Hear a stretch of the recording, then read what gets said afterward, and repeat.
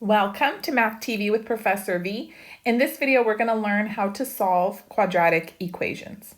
So what exactly is a quadratic equation? It's a second degree polynomial equation. So second degree means that the highest power or exponent on the variable is a 2. And the standard form for a quadratic equation is as follows: ax squared plus bx plus c equals 0. So basically you write all of the terms in descending powers, the squared term first, the term with x to the first comes next, and then the constant term last, and set them equal to 0. Now, we have solved quadratic equations before. Don't worry, you're not imagining things. We just solved exclusively quadratic equations that factored. So something like 2x squared plus 3x minus 5 equals 0.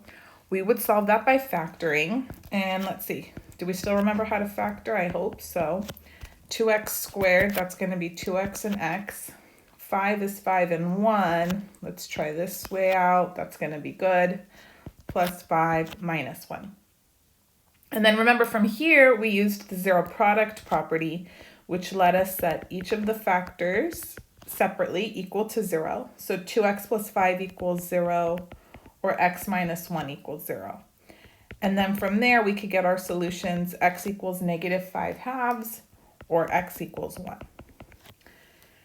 But what happens if we consider the following quadratic equation? Something like x squared plus 4x minus 9 equals 0. This quadratic equation will not factor. So what does that mean for us?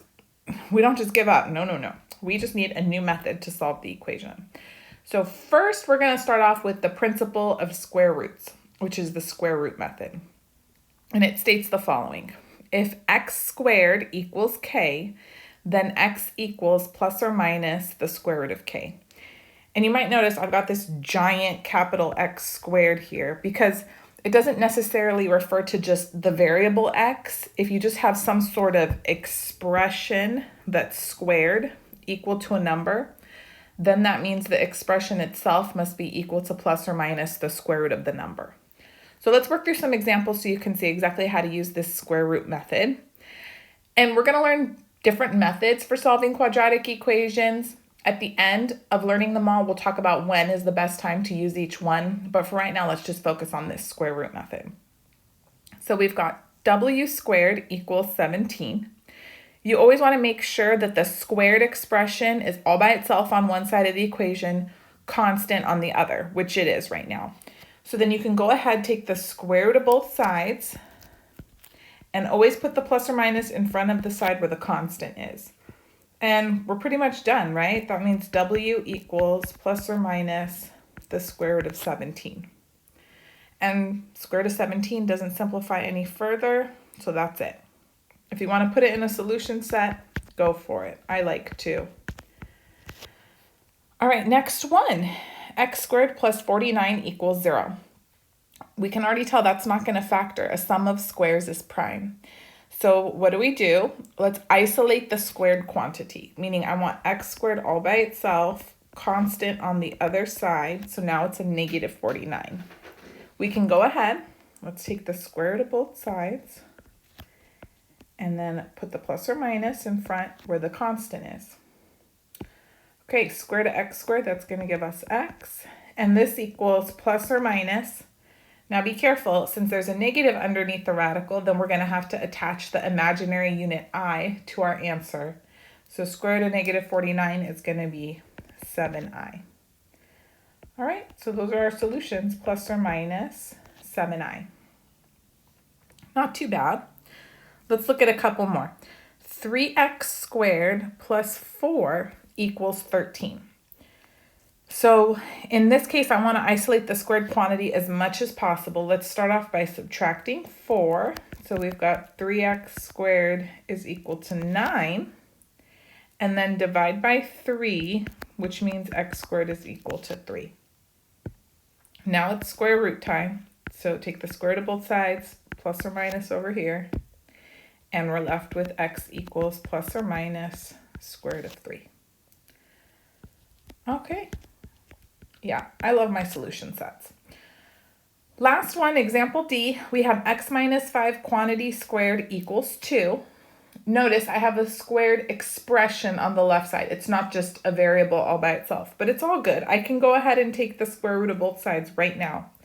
Don't do something wild like multiply this all out, because then you won't be able to use the square root method. We actually love it the way it's written right now. Square root plus or minus. Now I have x minus 5 equals plus or minus the square root of 2. Good. To get the variable by itself, you just got to add 5 to both sides. So now we have x equals 5 plus or minus square root of 2. And that's your final answer. Okay. You wouldn't put plus or minus square root of 2 plus 5. That's just not the way it's done. Okay. And in the previous video that we worked on, we solved radical equations, and when we squared both sides, we had to check every solution. That's not the case here. When we take the square root, no need to check every solution. Okay, a couple more spicy ones. Again, solving with the square root method. We've got 2x minus 3 quantity squared equals 8. Why don't you guys pause the video, give this one a try on your own. I have faith in you that you can do it. Okay, so let's see what we got. Take the square root of both sides, put a plus or minus over here where the constant is, and now we have 2x minus 3 equals plus or minus radical 8. But wait a minute, radical 8 simplifies, right? It's 4 times 3. So we've got 2x minus 3 equals plus or minus 2 rad 2. Very good. Add 3 to both sides. We're trying to get that x all by itself. So we have 3 plus or minus 2 rad 2. And then last step, let's divide everything by 2. So x equals 3 plus or minus 2 rad 2 over 2. Good. Now, don't be tempted to do something illegal, like maybe cancel these 2's out, because you can't cancel a 2 out from the 3 over here, okay? So it just wouldn't be fair. It would actually be illegal. The math police would come after you. So you can only cancel out if, say for example, you have something like 6 plus or minus 2 rad 2 over 2. Then if you factor that 2 out from everybody in the numerator, then you can go ahead and cancel out the 2 in a legal fashion. But the way it's written right now, please refrain, okay? So let's just go ahead and put the answer in a nice little solution set before you're tempted to do something wild. So 3 plus or minus 2 rad 2 all over 2. Good? All right, next we've got example B. Again, we're solving by the square root method. And we have x squared plus 6x plus 9 equals 25. And you might think, wait a minute, how are we going to use the square root method? But observe, x squared plus 6x plus 9 is a perfect squared trinomial. What does that mean? It factors into x plus 3 times x plus 3, also known as x plus 3 squared. Oh, lucky for us. Okay, so then now I can just go ahead and take the square root of both sides. This is working out nicely. And then we've got x plus 3 equals plus or minus square root of 25 is just 5. Okay, getting x by itself, now we have x equals negative 3 plus or minus 5. Oh, but we don't stop there because 5 isn't underneath a radical or anything. So that means we can simplify further. It's going to be negative 3 plus 5, which is 2, or negative 3 minus 5, which is negative 8. So those are our two solutions. Notice they were rational, which means we could have solved this equation just by factoring. But, you know, a lot of success in math hinges on just being obedient and following directions. So that's what we're here for, people. Okay. How are we doing? Good? All right, let's look at a little word problem, just a cute one. The formula S equals 16t squared gives the distance s that a free-falling object falls in t seconds. If you've had some physics, this is no surprise to you.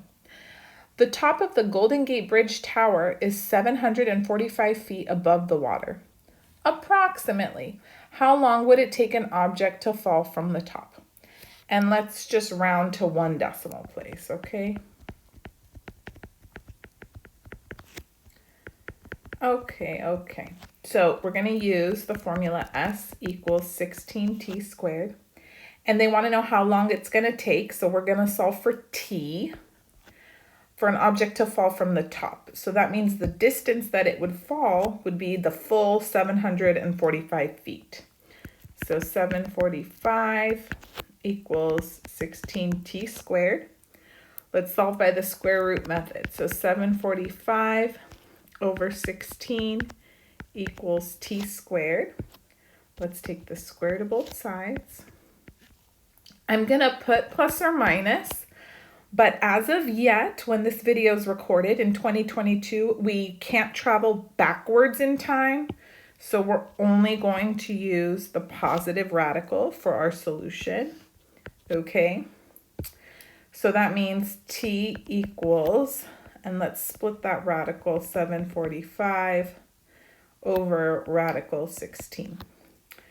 So that means t equals rad 745 over 4. I'm not going to fuss with trying to simplify the radical. I'm just going to punch it in the calculator, and we get approximately 6.8 seconds. That's quick, huh? Man. Okay, now back to the idea of using the square root method. Remember how we were super lucky with that last example, x squared plus 6x plus 9, because we already had a perfect square trinomial handed to us? Life will not always be so sweet, my friends. So what if we had something instead that was x squared plus 8x plus 7 equals 0? And you still had to solve by the square root method. I know it factors. I know it's so tempting, but let's be obedient little math students. Okay, well, let's see here. I don't like the 7. It's not letting me factor into a perfect square trinomial. So let's get rid of it, you know? Ew, go away 7. What do you wish was here instead of a 7? How would you make a perfect square trinomial? Think about it. Think about it. Wouldn't a 16 do the trick? I'm going to put a 16 on both sides, right? If I add it to the left, I got to add it to the right. Because now I could factor the left-hand side as x plus 4 squared.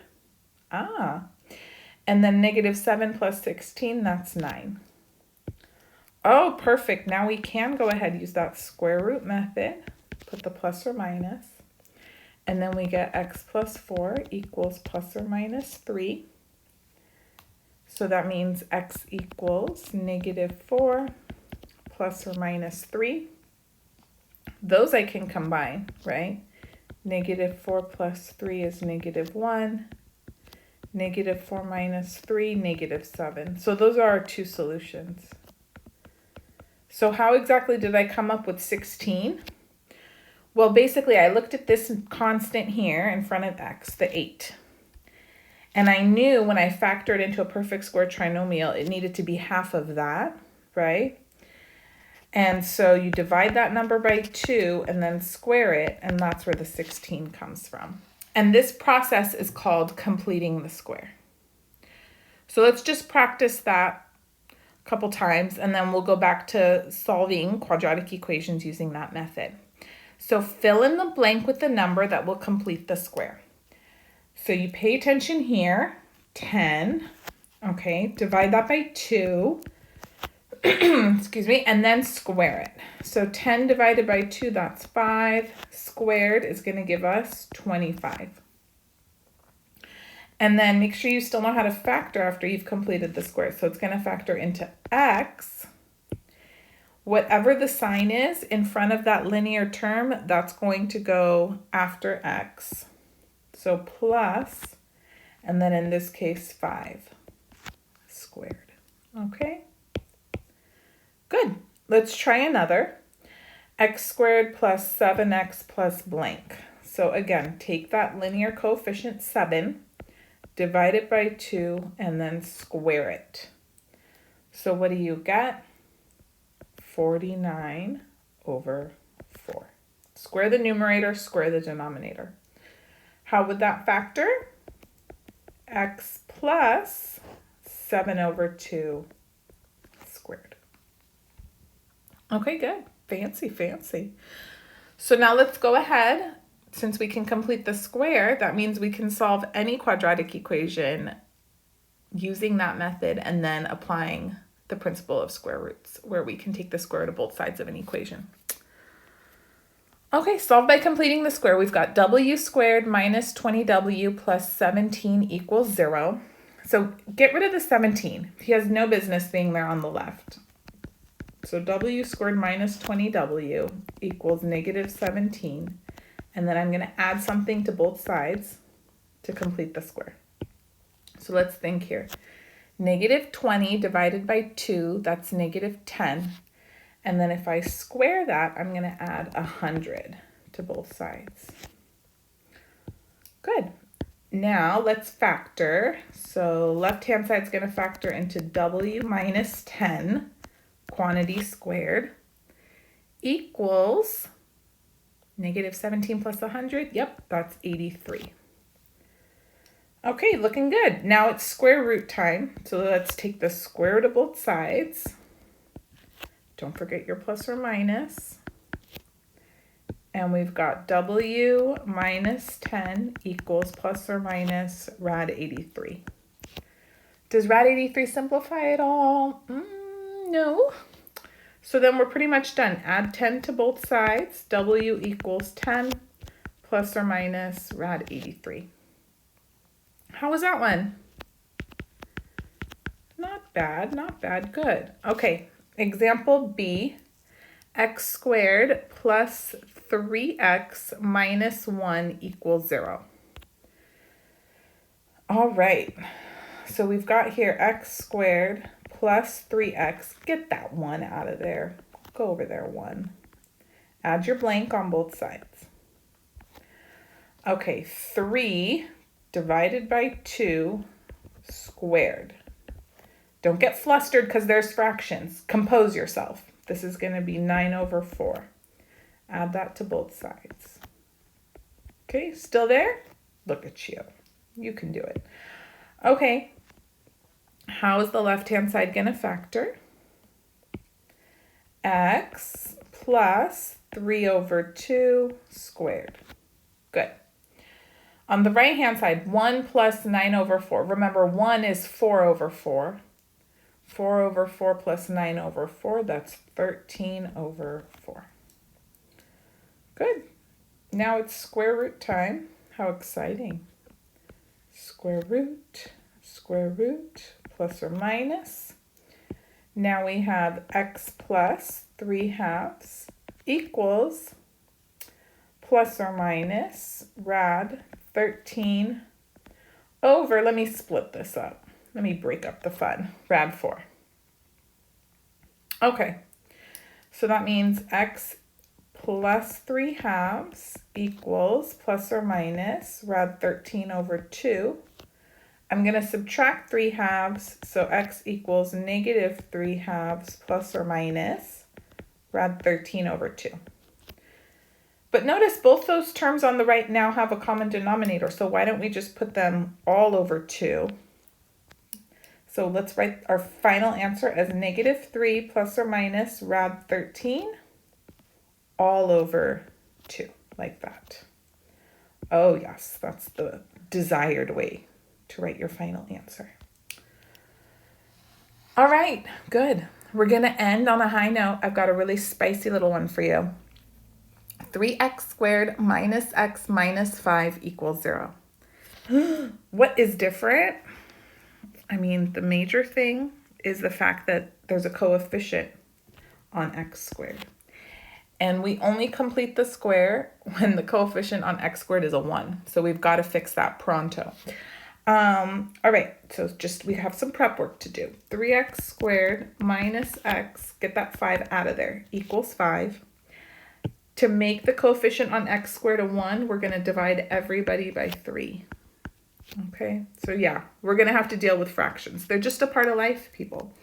X squared minus 1/3 x plus something equals 5/3. So let's figure out what's going to go in the blank to complete the square. Let me do it off to the side here. So you take the coefficient of the linear term, negative 1/3. We're going to divide it by 2. When you're talking about a fraction, dividing by 2 is the same as multiplying by a half. I think it's easier to think of it that way in this case. And then we square that sucker. So this is going to be negative 1/6 squared, which becomes square the top, square the bottom, 1/36. So that's what we're adding to both sides, 1/36. Oh my. Okay. Now let's factor. So left-hand side is going to be x. Since the 1/3 was negative, we're going to have a minus sign next. Always put the square root of this number, or whatever it was before you squared it, right there when factoring. So 1/6 squared equals, okay, let's get a common denominator over here. 5/3 plus 1/36. So common denominator is 36. I'm going to have to multiply by 12. 5 times 12 is 60. So 60 plus 1/36. So we've got 61/36. Woof. All right, the worst is over. I promise. The worst is over. Now we just take the square root of both sides. Plus or minus, don't forget.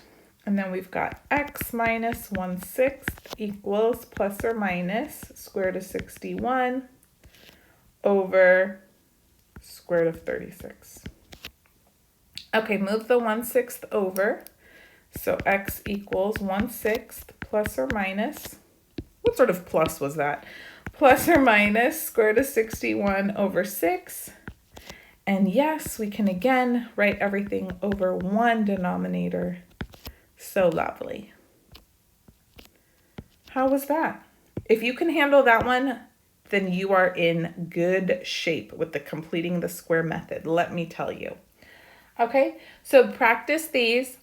Generally speaking, I never solve via completing the square unless the directions explicitly state to do so, because we're going to learn another method very shortly in the next video, which is much more straightforward. Okay, so stay tuned, give this video a thumbs up if you found it helpful, subscribe to my channel if you haven't already. You can also follow me on Instagram at MathTV with Professor V. It's pretty fun, and I'll show you snippets of my life and what's going on and whatnot, and just another way for you guys to connect. Also, I'm on TikTok at MathTV with Professor V. Stay tuned, guys. Bye.